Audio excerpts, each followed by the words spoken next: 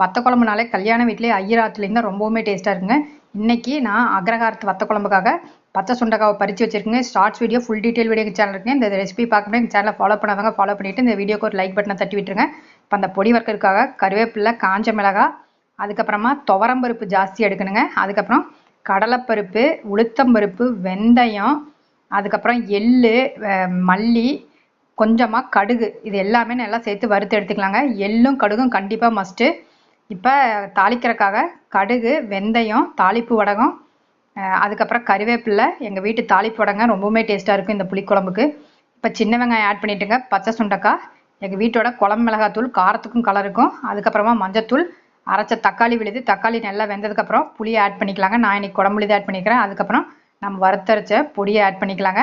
கடுகு நான் இதில் போடலை, தனியாக அரைச்சி வச்சுருக்கேன். கடுகு பொடியும் கரெக்டாக போட்டு லாஸ்ட்டாக கொஞ்சமாக வெல்லம் போட்டு இறக்கணும்னா அருமையான அக்ரஹாரத்து